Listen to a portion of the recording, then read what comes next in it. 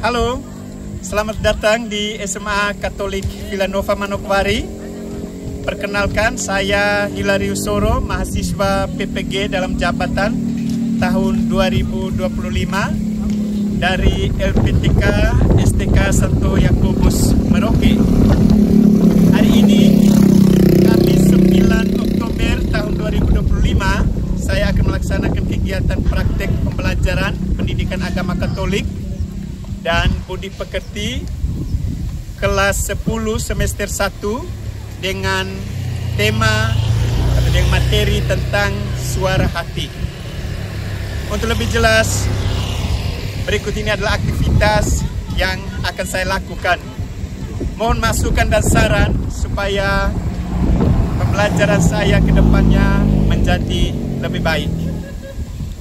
Terima kasih dan selamat menyaksikan.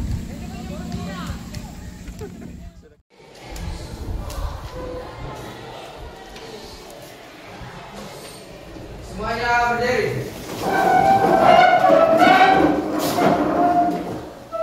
Beri salam kepada guru. Selamat pagi, Pak. Baik, selamat pagi. Silakan duduk.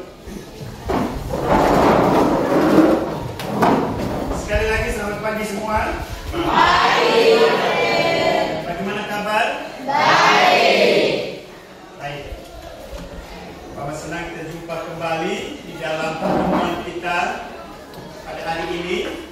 Kita akan melanjutkan bab yang kedua dari pelajaran pendidikan agama Katolik. Namun sebelumnya mari kita awali pelajaran kita ini dengan doa. Saya minta satu orang mungkin kita dalam doa. Baik, Adela silakan.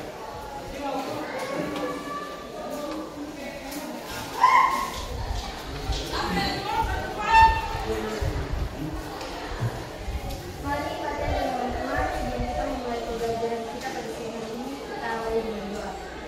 Kita buka puji syukur halaman 141. Dalam nama Bapa dan Putra dan Roh Kudus. Amin. Allah yang Maha Tinggi, Putra-Mu Yesus telah memberikan teladan kerendahan hati yang tiada tara. Walaupun Allah, Ia telah menampakkan dirinya, mengambil rupa seorang hamba dan menjadi sama dengan manusia. Dan dalam keadaannya sebagai manusia, Ia telah menegakkan dirinya dengan taat sampai mati, bahkan sampai mati di kayu salib. Terima kasih ya Bapa atas teladan Yesus ini. Berilah kami semangat Yesus sendiri, agar dengan rendah hati kami menganggap orang lain lebih utama daripada kami sendiri. Bebaskanlah kami dari kesombongan dan berilah kami ketabahan. Kalau karena nama-Mu kami diberatkan, semoga kami tidak sakit hati kalau kami kurang dihargai atau kurang dihormati.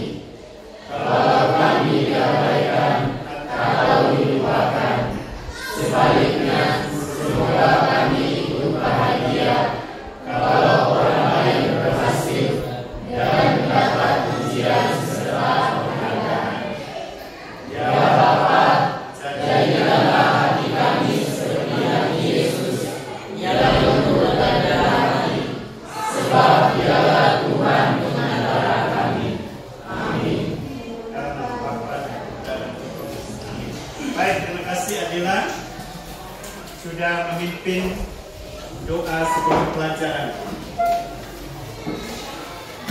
Baik, adik-adik semua, kita akan melanjutkan pelajaran kita di bab yang kedua, manusia sebagai makhluk otonom. Kita akan lihat pokok yang pertama tentang suara hati. Untuk memulai pelajaran kita ini, saya mengajak kita sekalian untuk hening sejenak. Kita duduk dengan nyaman. Kita pejamkan mata kita. Kita coba ingat kembali satu situasi di mana ketika kita merasa bingung, ketika kita berada di persimpangan jalan dan kita harus memilih untuk melakukan hal yang benar atau yang salah. Coba kita merenungkan bahwa di persimpangan jalan tersebut kita tahu mana jalan yang seharusnya kita tempuh. Tetapi bahwa jalan yang benar itu yang sudah ada di depan kita, kadang kita tidak memilih. Kadang kita lebih memilih jalan yang salah, yang keliru, karena adanya dorongan-dorongan, ada suara-suara lain yang mengajak kita untuk berjalan di jalan yang salah, berjalan di jalan yang keliru. Kira-kira apa yang kalian rasakan saat itu? Apakah kalian sudah memiliki pendirian untuk berjalan pada jalan yang benar itu, ataukah kalian masih diombang-ambingkan untuk berjalan di jalan yang salah atau yang keliru? Baik, kembali seperti semula, saya sebelum kita mulai pelajaran kita sama bertanya lagi kepada adik-adik semua, kira-kira dari mana datangnya suara yang memberitahu kita, suara yang ada dalam diri kita yang memberitahu kita soal yang baik dan yang buruk, yang salah dan yang benar. Kira-kira dari mana? Siapa yang coba bisa menjawab? Silakan, Nona. Kira-kira dari mana? Dari hati. Masih ada yang lain? Ya, saya silakan. Dari Tuhan, suara dari Tuhan. Masih ada yang lain? Suara roh, roh apa ini? Roh Kudus. Masih ada yang lain? Kira-kira dari mana suara itu? Baik, itu oke. Neki silakan. Suara hati dari diri kita sendiri. Suara hati dari diri kita sendiri. Baik, ini semua jawaban benar, bahwa ini semua suara-suara yang muncul dari diri kita, dan kita akan melihat lebih jauh ke dalam inti dari pelajaran kita. Kita akan bagi dalam kelompok. Kita akan melihat contoh-contoh kasus berikut ini. Jadi kita bagi ke dalam kelompok, dan saya akan membagikan kasus-kasus yang ada ini supaya nanti kita kerjakan di dalam kelompok kita masing-masing.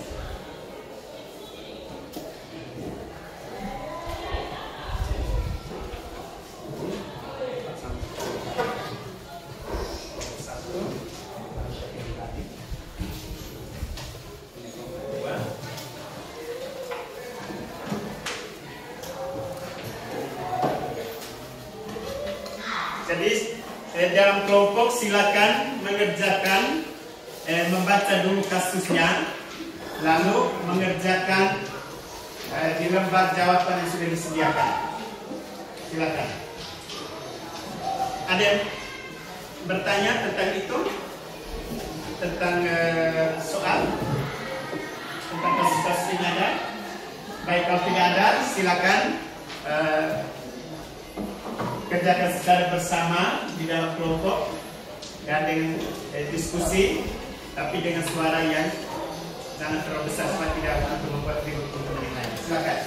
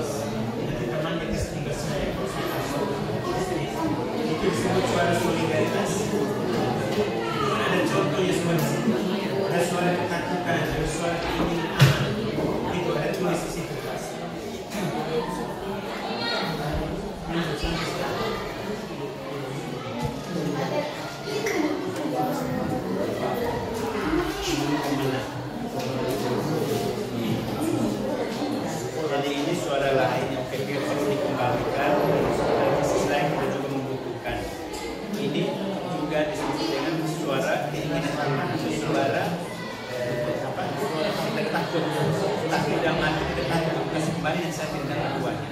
Nah, ini. Nomor 2 jadi apa?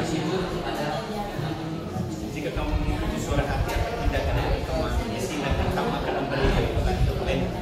memberitahu yang betul bahwa ini sudah selesai kapan. Nah, konsekuensinya bahwa kita dapat ujian. Guru akan uji kita, jadi kita ada rasa senang dalam diri bahwa kita dapat melakukan dompetnya. Lalu kita ada rasa bangga juga bahwa oh ini saya ini jujur. Jadi itu konsekuensi. Jadi ini sesuatu yang positif.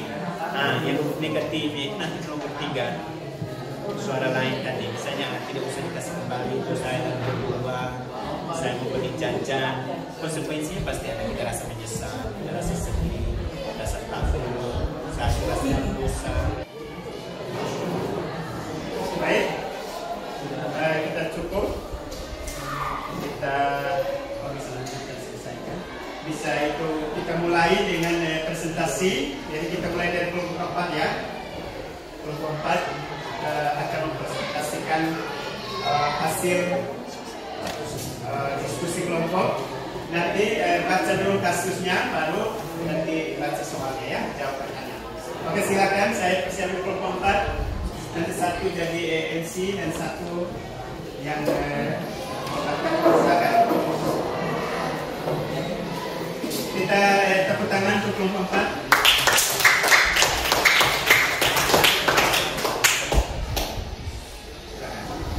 Selamat pagi, Mata dan teman-teman. Di sini kami ingin mempresentasikan hasil diskusi kami yang mempunyai kasus yaitu Kasus kejujuran dan tanggung jawab. Kasus kami adalah suatu hari ketika istirahat secara tidak sengaja, anak melempar batu di kaca jendela kelas dan membuat kaca pecah dan berguguran. Yang mengetahui kejadian ini hanya beberapa teman akrab Anda. Apabila hal ini sampai diketahui oleh wali kelas, maka Anda akan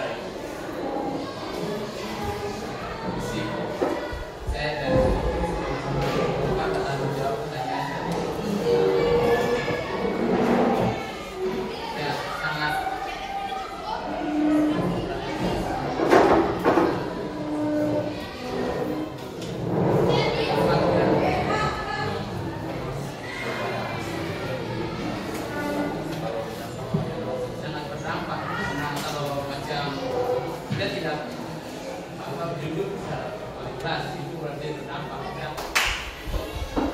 Yang berikut kelompok 3. Kita berdiri di sini saja ya, biasanya. Jadi kita mulai perhatikan, menyimak hasil diskusi kelompok 3. Baiklah, selamat pagi Fatih dan teman-teman. Selamat pagi. Pada hari ini kami akan mempresentasikan hasil kerja kami mengenai melihat aksi bullying. Soal dan jawaban akan dibacakan oleh saya. Kasus ketiga, melihat aksi bullying. Suatu sore di lapangan basket sekolah terjadi bullying terhadap teman kelas Anda. Teman kelas Anda tersebut diejek, dihina, dan dimaki-maki. Kebetulan teman sekelasmu yang dibullying itu adalah orang yang membuat Anda jengkel karena dia terkenal remeh dan sombong. Kini Anda melihat dia sedang menangis karena tidak ada orang yang ada di dekatnya.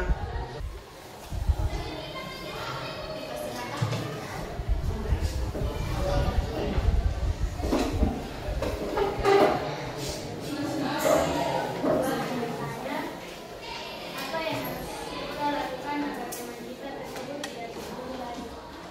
Mungkin yang pertama kita akan berusaha mengubah sikap terlebih dahulu.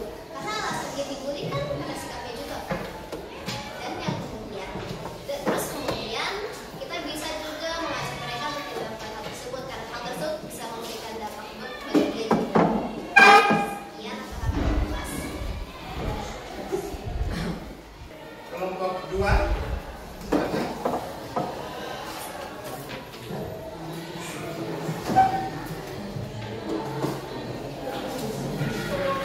Jadi kelompok lain akan menyimak hasil diskusi kelompok 2. Selamat pagi Fatih dan teman-teman. Selamat pagi. Kami akan membahas tentang hasil diskusi menemukan barang emas. Jadi, suatu hari ketika sedang bermain di kantin, Anda menemukan dompet milik teman. Di dalam dompet tersebut berisi uang 250.000, kartu ATM dan kartu penting lain. Di saat yang sama Anda sedang membutuhkan uang untuk belanja, uang mandi, jajan, dan keperluan sekolah seperti buku dan alat tulis. Saat Anda di kelas, wali kelas 12 menemukan dompet teman Anda yang hilang, dan kini dompet tersebut ada di dalam tas. Nomor 1, dalam situasi di atas ada berbagai suara yang mungkin kamu dengar dalam pikiran dan hatimu. Coba identifikasi suara-suara tersebut. Suara hati, suara kebenaran. Misi Anda bertanya, apa yang membuat teman memilih suara hati daripada suara lain? Yang membuat teman memilih suara hati daripada suara lain.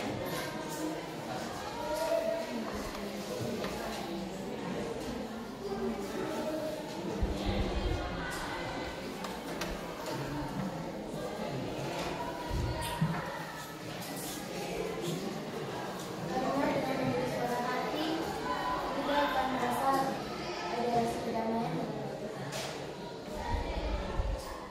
Yang berikut kita ke kelompok 1. Yang terakhir. Silakan.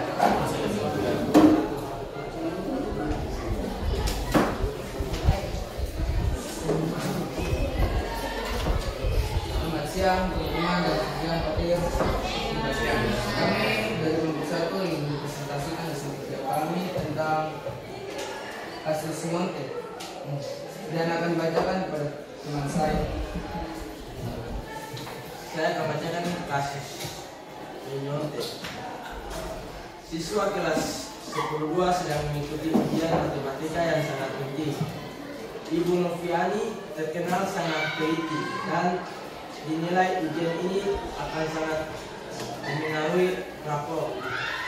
Saat ujian berlangsung, kamu melihat sahabat nomor 1 dalam situasi di atas. Ada berbagai suara yang mungkin kamu dengar dalam pikiran dan hatimu. Coba identifikasi suara tersebut. Suara hati. ingin melapornya kepada guru. Suara lain, tapi dia adalah sahabat saya. Soal nomor 2, jika kamu mengikuti suara hati, apakah tindakan yang kamu ambil, apa kemungkinan konsekuensinya? Tindakan melapornya kepada guru, konsekuensinya kita akan merasa senang karena ia tidak akan menyontek lagi dan kita mendapatkan pujian dari guru. Baik, terima kasih atas kesempatan saya dalam waktunya bertanya. Ini kan dengarkan apa? Kita akan melapornya, terus kami akan mendapatkan pujian dari guru.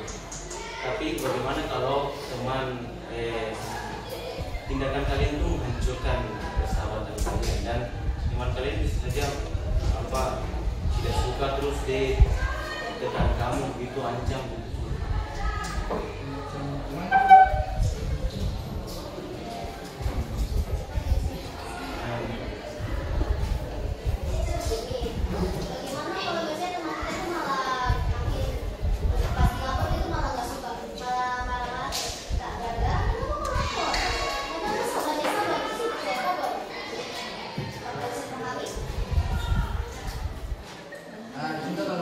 Tidak menegurnya itu, berarti kan bilang kalau kita lapor berarti dia akan melaporkan kita toh.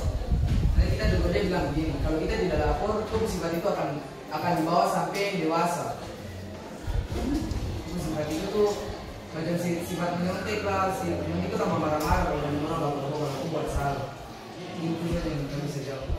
Baik, adik-adik semua luar biasa tadi. Dari sekian kasus kalian coba berdiskusi dan saya menangkap beberapa poin yang menurut saya ini penting. Tapi sebelumnya ini kita tepuk tangan dulu untuk kelompok ini yang sudah mempresentasikan hasil diskusi. Jadi ada 4 kasus tadi. Kita semua lihat semua. Pertama dari soal kasus menyontek, kedua dari soal kasus itu dompet yang memilih dompet teman, kelompok 3 tadi kasus bullying, dan kelompok 4 tadi kasus pecah kaca jendela. Jadi ini semua kasus-kasus ini diambil dari realita yang terjadi dalam kehidupan seorang remaja yang kurang lebih mungkin ada teman-teman yang sudah melaluinya, tidak ada yang belum ke depan. Tapi bahwa yang penting dari sini bahwa kita melihat tentang apa itu suara hati. Yang kita juga sebenarnya pelajaran ini tentang suara hati, kita sendiri sudah mengalaminya selama ini.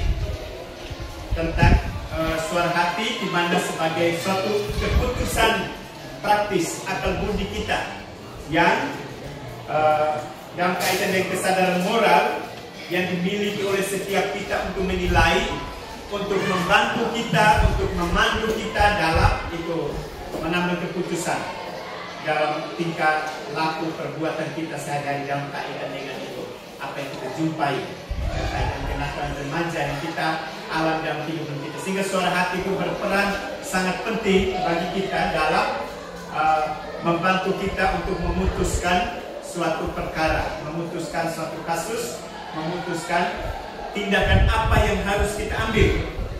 Sehingga kita akan melihat fungsi suara hati itu ada 3.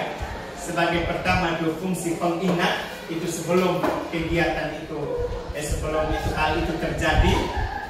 Sebagai prakata hati atau itu dalam bahasa Latin itu sebagai indeks, di mana ini pada awal sebelumnya suara hati akan memberitahu kita. Ketika kita berada dalam mengambil suatu keputusan, menghadapi suatu kasus, pasti suara hati akan memberitahu kita. Ini tidak boleh, ini boleh. Misalnya tadi menyontek. Baik, yang berikut sebagai kegiatan untuk penutup, dan ini nanti ada kita sekalian untuk mendengarkan kutipan tentang harga kejujuran. Saya minta salah satu teman untuk membaca. Ini mari saya. Jadi mari kita simak kisah berikut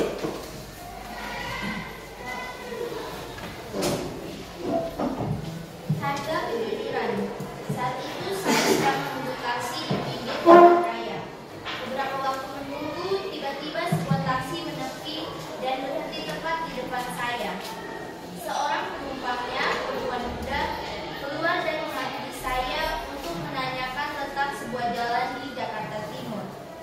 Karena bukan warga setempat dan tidak hafal nama-nama jalan, dengan didahului permintaan maaf, saya mengatakan tidak tahu. Baik, adik-adik semua, bahwa suara hati kita ini tempat di mana Allah juga bersemayam. Allah membisikkan apa yang boleh kita lakukan dan apa yang tidak boleh kita lakukan.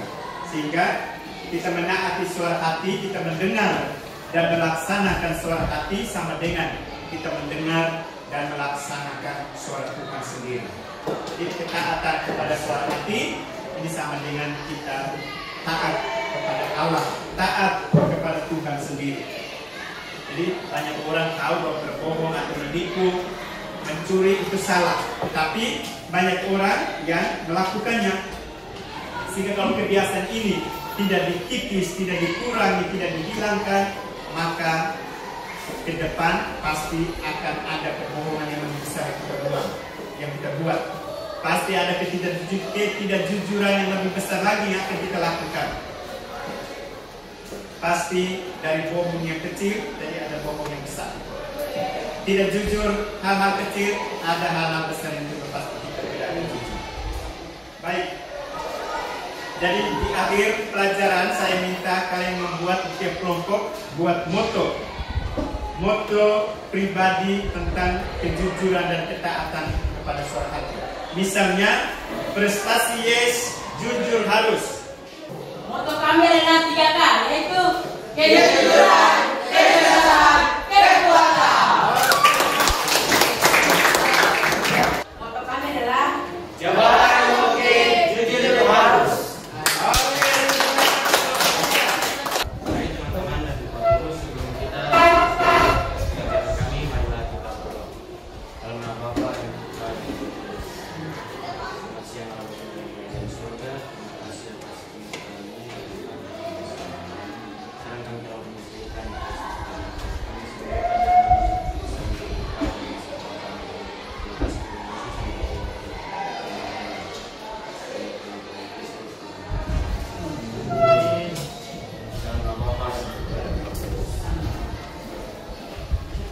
Ucapkan terima kasih